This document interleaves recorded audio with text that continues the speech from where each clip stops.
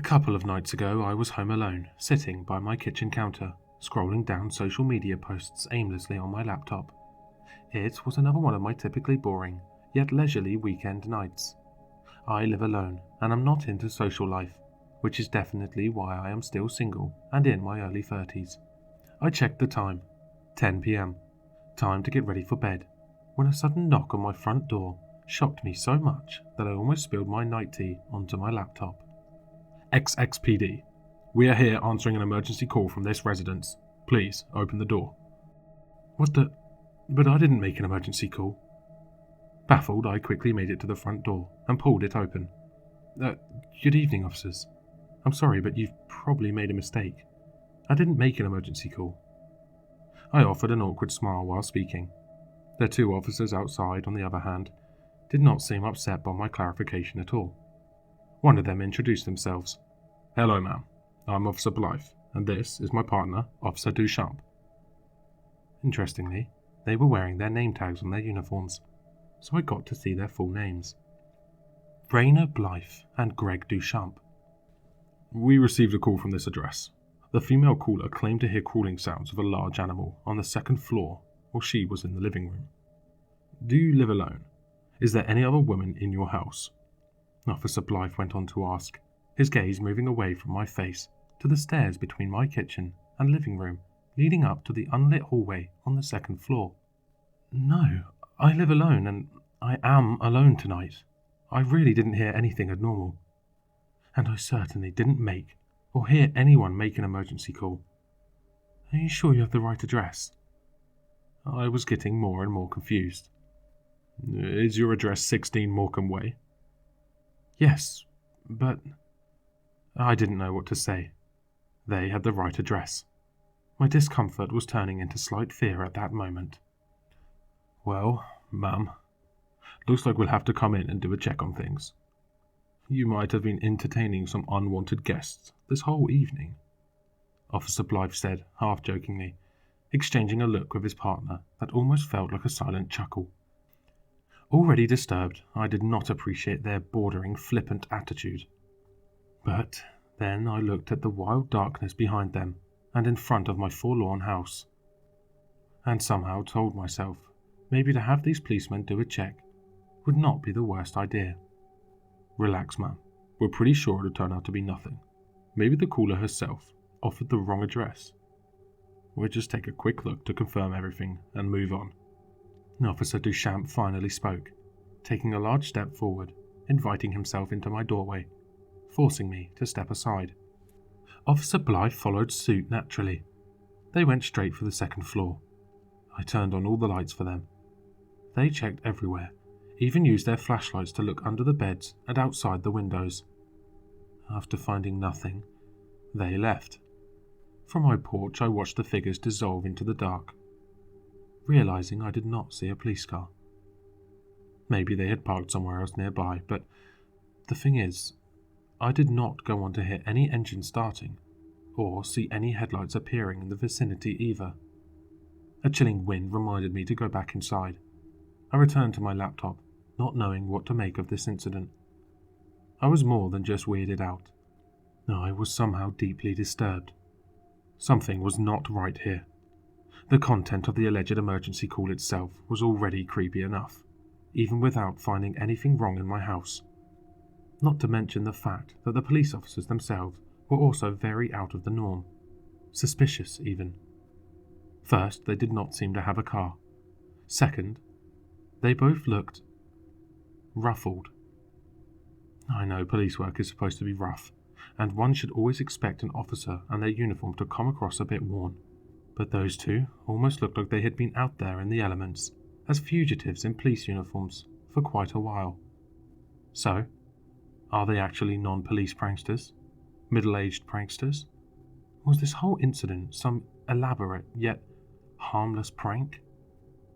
I probably need to call the police, the real police, to see if they have these two in their department. Running all these thoughts in my head, I half-mindedly typed the two officers' names into the search engine.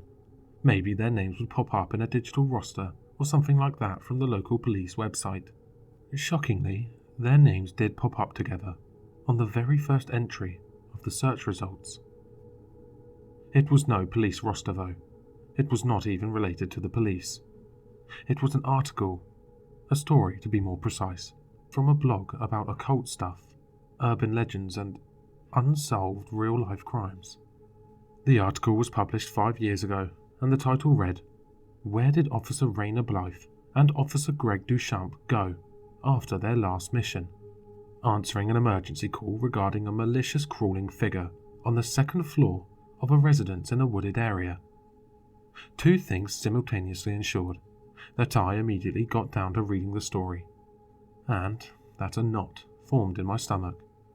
Not just because this freak incident kept getting more ominous with more content, but also because the address of the residence in a wooded area was exactly the same as mine. Okay, I am not transcribing the whole article here. I will just give you a synopsis. One night, about 9 years ago, 4 years ago from the article's author's perspective, Officer Blythe and Officer Duchamp came to this address to answer an emergency call placed by the female owner of the residence. The caller, named Laurie Randall, stated while watching TV in her living room, she heard the clear sound of something, probably a large animal, crawling in the hallway upstairs. Upon checking, she found blood trails on the stairs, leading up to the second floor. Not daring to go upstairs, she called the police for help. The officers arrived at the house, and the woman was waiting for them on the porch. She looked like she was about to go into hysteria, but the police quickly calmed her down. She then told them she was 52, living alone, and had no doubt there was something very malicious and dangerous in her house, and that she dared not go back inside. The officers asked Laurie to stay put on the porch and entered the house by themselves. They got to the stairs and instantly saw a blood trail on them. The trail only reached halfway down the stairs, like something was originally heading downstairs, but changed its mind halfway and went back up. Guns drawn, the officers then followed the trail onto the second floor, covered the entire hallway, and entered the bathroom at the end. The blood trail made them believe it must have been a predator dragging its bloodied prey around, except that they failed to notice any claw prints in or near the trail. Even more unnervingly, they found shapes in the trail that resembled prints of a human hand. After getting inside the bathroom, they quickly noticed the window was left wide open, and that the blood trail was heading outside. So maybe the crawler originally accessed the interior through this window, and, after having somehow decided not to move downstairs, climbed out through this same window. The officers shone their flashlights out the window and inspected the surface of the outside wall. To their surprise, the blood trail continued neither upward toward the roof nor downward toward the ground. Instead, it went horizontally along the surface of the wall toward the front side of the house. The whole scene was so bizarre and creepy, neither officer could come up with a plausible explanation on the spot. They decided to head downstairs to further inspect. They were expecting to see Laurie on the porch when they opened the front door, but there was not a soul outside. The surrounding area was pitch black. Where could she have possibly gone? They called out for her, but the passing wind carried no reply. Speculating she had been taken by whatever predator or entity that was visiting the residence, the officers were on full alarm. However, before they could take further action, a cold, gooey droplet landed on one of the officers' face, and a few more followed on their faces and shoulders. The officers looked at each other and saw it was blood on their faces and shoulders.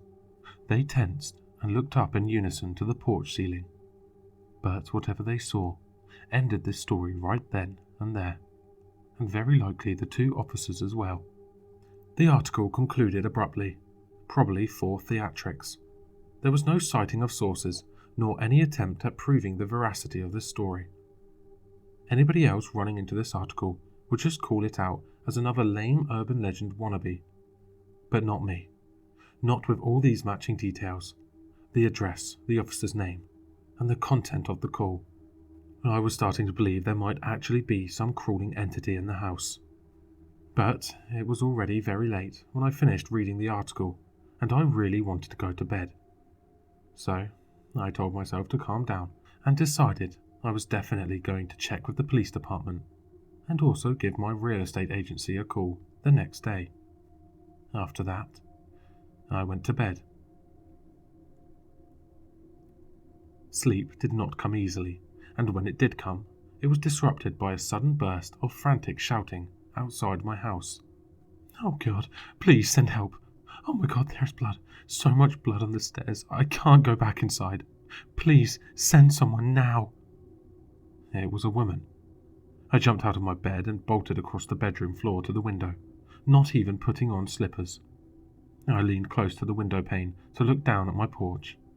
I had left the porch light on, but of course, all I could see from up there was only the roof. However, I could still hear the woman's voice, albeit not clearly. Her voice was much lower now. I failed to make out exactly what she was saying, but I thought she was reporting her address. A short while later, everything went dead silent. What the hell? How am I supposed to process this? Adrenaline simmered down, and I started to realize how exhausted I really was. I needed to get back to sleep. Maybe everything that happened earlier had left such an imprint on my psyche that I was hallucinating this woman's voice. Sleep came once more, yet failed to last, just like before. I woke up in the middle of the night again, this time not due to any noise. One minute I was still in a deep slumber, and the next I was wide awake, standing on my porch, in pajamas, staring at the stark night and shivering in the cold wind. What's happening? I don't understand. Did I sleepwalk here? I felt like I was in a lucid dream, or maybe I was. I turned around and found my front door ajar. I immediately pushed it open to go back inside, but was petrified by what welcomed me in the doorway. It was a standing corpse of a middle-aged woman, glassy-eyed, ashen-skinned, with the entire throat removed, shredded and torn away. The mutilation did not stop at her neck, but went all the way down to her groin. She basically had a canal dug out on her front torso, flooding the surrounding areas of her body with blood. Red droplets were dripping down her fingertips and the edges of her clothes. I was just standing there, frozen with fear, gawking at the emotionless face of the corpse. The stillness was finally broken by the corpse, coming back to life. Trembling as if in agony, it slowly crouched and then leaned forward into a crawling position. Taking zero notice of its paralyzed observer, it rigidly turned around on all fours and crawled its way deeper into the house. Still a statue by the doorway, I watched the thing going straight to the stairs and ascending into the darkness on the second floor, leaving behind an ungodly trail of blood, like a worming slug from hell, leaving behind a trail of its crimson mucus. The next thing I knew, I was waking up in my bedroom with the morning sunlight spilling through the window. It was a fine day, but my head was hurting, and I felt anything but well rested. The realization that the woman from the previous night was just a dream, a nightmare, failed to put me at ease by any means. She was probably the house owner featured in the article that I read the night before. Maybe my brain got inspired by the article and conjured up the nightmare. Or maybe the story in the article was real, and the woman was actually paying me a visit in my dream, as a paranormal entity. If so, I did not know what to make of it. I took a shower, had some breakfast, and called my real estate agency. I already knew my house was 3 years old. It had replaced an older one at exactly the same location, and had adopted the old one's address. The former owners, a couple, had decided to sell it after living there for 2.5 years, because they had inherited a mansion somewhere else. I, of course, had been the one that had bought it over from them, very happily. I garnered zero useful info whatsoever from the phone call. The agency told me straight they did not know anything about whoever had owned the previous house, nor the previous house itself. They suggested I talk with the local police, which was exactly what I went on to do. I first inquired about the existence of the 2 officers. To my surprise and horror, the department revealed those two had indeed been a part of their team many years before, but refused to further disclose any info regarding how they had left the police force. When I went on to tell them I had received a visit from those two the night before due to an alleged emergency call from my address I had known nothing about, they confirmed the call was non-existent and decided to send someone over to investigate. Shortly afterward, another pair of officers arrived on my porch. They showed me photos of Officer Blythe and Officer Duchamp. I told them these were indeed the same people I had encountered. They then revealed those two had gone missing 9 years before while answering an emergency call from the house at my address back then, made by the 52-year-old homeowner, Laurie Randall, about mysterious crawling sounds. When I asked about Laurie, they reluctantly added Laurie had gone missing too, presumably on the same night. They then took my statement and left me their contact info before taking off. After seeing them off, I finally let the severity of the situation sink in. These two officers were real people, or at least they had been 9 years before, which meant Watt, or whoever had paid me a visit the previous night, had not been pranksters. Or maybe Raina and Greg were indeed playing a prank on me. Or they disappeared from the police, just to play cops as former cops on innocent citizens. In addition, the owner of the old house, Laurie, was or had been a real person as well. A real missing person, just like the other two. I had forgotten to ask the officers for her photo, but I did not think I needed it. This whole thing was fucked. I got to my laptop and tried to search for local police or news reports on these missing person cases, but my search came up empty. It seemed to me they had covered them up. I did not think it was because the authorities were somehow involved. I assumed it was because they had details on the case that could potentially upset the community. The police had merely revealed to me what they had felt comfortable to let on. Next, I tried to contact that blog from the previous night, but found out it had not been updated for 4 years. There was only an email address of the blogger on the contact page, and I did not think it would help me reach anybody. Nonetheless, I sent an email to the address with zero expectation of getting a reply. The day passed by, with my anxiety and fear culminating as the night fell. However, though alarmed, I was still refusing to humour the idea that I was in any real danger.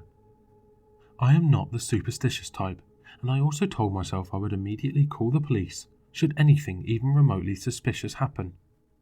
At 8 p.m, with all the lights on, I was snuggling in my living room armchair, pretending to be aimlessly scrolling through all my feeds on various social media platforms, while in reality, nervously paying full attention to each and every sight or imaginary thud and creak in the house. When the night hit 10 p.m, my usual shower and bedtime, I stood up, stretched my limbs and yawned, ready to call it a day. However, underneath all this normalcy, I was fiercely praying to God no crawling bloody woman would pay me a visit in my slumber tonight, nor any creepy former policeman in real life. I shuffled to the bottom of the stairs and my steps stopped cold. The second floor hallway was pointing over my head like the barrel of a gun, icy and dark. The hallway lights had been turned off. I did not do that. I had deliberately turned on all the lights in my house because I was scared. Frozen with thrumming premonitions in my head, I hesitated about whether to call the police. Some of my lights were mysteriously turned off. Please send help. Would this make a reasonable emergency call? But I promised myself I would call 911 even at the slightest suspicion of danger. Thankfully, my facilitation came to an end after a short moment. The menacing gun barrel of a hallway finally answered my doubt, emanating a noise I had just learned the previous night in my nightmare. The same noise the gutted woman had made when she had tried to maneuver on all fours. If the sound alone was not enough to completely freak me out, the associated visuals popping up in my head surely got the job done. Covering my mouth with my hand to stifle a scream, I darted for the front door. But, remembering what had happened to Laurie and the two officers on the porch, I stopped myself before turning the doorknob. I probably should have just risked it, but at that moment I was cornered by the crawling entity and my own concerns, and was not thinking straight. So instead of leaving the house, I retreated into the living room, kneeling down behind my sofa, which was pretty useless cover, lifting the phone to my face, and dialed 911. Something big is crawling in my second-floor hallway. The dispatcher offered to stay online with me, but I refused. I had to be able to hear and discern what was going on around me. I could not afford to focus on the phone. As long as the police were coming, I should be fine. A sudden creak, probably from the door on the far end of the hallway, added to the consistent crawling. The thing was entering my bathroom. Good.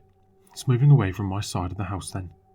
But if the article from the previous night served as any reference, the thing was probably moving to the exterior of the house now, so it would be unwise for me to go outside. I then hunched my back and silently sneaked into the kitchen to hide under the large counter. I somehow thought that was better cover. I had also grabbed a kitchen knife before crawling under. What to do now? Do I just wait here? Or is it really that unsafe to leave the house, get in my car, and gas it? Beads of cold perspiration started forming on my skin. I was yet again caught in indecisiveness. Suddenly, out of nowhere, a flurry of strong knocks on the front door and the shouting from a male voice pulled me out of my dithering. "Police, open the door." Thank God, the police are finally here. I was relieved. There is hope now. Then, I remembered I did not hear any police car approaching, and the next sentence from the knocking officer yanked me back to a worsening reality from my transient moment of hope. He said, "We are Officer Blythe and Officer Duchamp, ma'am. You already know us. Please open the door. Or else we're going to have to smash it." Officer Duchamp chimed in. Both of them sounded playful, even gleeful, like how a chainsaw-wielding serial killer would sound in their game of cat and mouse with the victim. Oh, fuck. Oh, fuck. No. God, please don't let this be real. I was destroyed. I had to bite into my thumb so hard just to stay quiet, warm tears of desperation welling in my eyes. Loud thuds came from the front door, each one louder than the last. They were ramming the door with their bodies. An explosion of splintering wood erupted in the doorway, with the sound of a human body hitting the ground. Both of them giggled like a pair of teenage boys at a stupid, obscene joke, and one of them was getting up from the ground. I was trying hard to hold back my sobbing, but they seemed to have not taken any notice. "Greg, you hear that? I think Laurie is still up there in the bathroom." "Yeah, that dumbass bitch doesn't know how to open a window without smashing it." Sniggers. "How about let's go help out? We'll sweep the first floor later." "Your call, boss." Then I heard footsteps ascending the stairs. I was not even trying to analyze the situation anymore. What would be the use anyway? The only thing I knew was that they left me alone on the first floor, that Laurie was still inside the house, and that the front door was already shattered, so I would be able to walk through it without it creaking.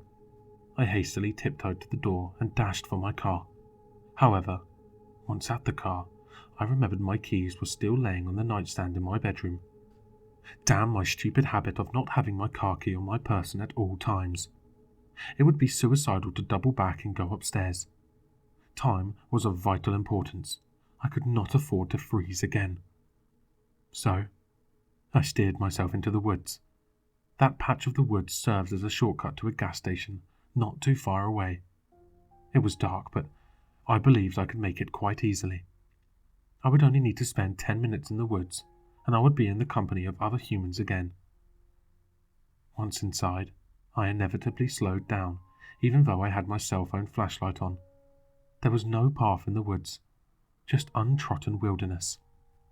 I also had to constantly turn back and observe the surroundings to see if anybody was following. I got away a little too easily. Or am I just too scared to feel safe again? The 10-minute walk felt like a 10-year march, and felt like I was trudging in a dark tunnel, insulated from any hope and warmth. However, with each tunnel comes the light at the end. After a decade, I finally caught a glimpse of the distant gas station.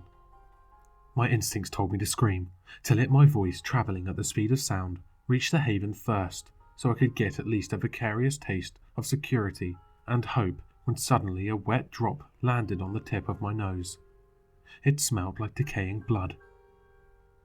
More drops followed, before it dawned on me what was going on. I subconsciously looked up towards the forest canopy. And that is the last thing I remember from yesterday. Right now, I am laying on a patch of grass deeper in the woods.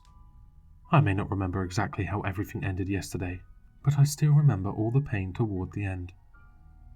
That is not important now, though. Now I am not feeling any pain, nor any comfort either. What I am feeling, lying here with my throat, my ribcage, and my stomach torn open, is a primordial hunger, a yearning animal inside me, and a presence not far away. The presence of some young people, teenagers, wandering, exploring nearby, probably in search of some harmless juvenile thrill in the darkening woods. The time on my cell phone says it's dusk outside the woods. Their life energy, delicate yet vibrant, is threading through the shrubs and thickets like a school of fish, luring me into action. I have to put the phone down now, for I have to go satiate my hunger. I do wish I could keep updating you guys on my new unlife. But I am afraid very soon the animal inside will take over and leave me with but a tiny fragment of my human intelligence, probably right after this first hunt I'm about to embark on. I wonder who will become the next owner of my house, and if the gang, you know who I am referring to, will eventually come looking for me. Hello listeners, if you enjoyed this story, please check out the author in the description. For more content, leave a like, comment, and subscribe for more sinister readings.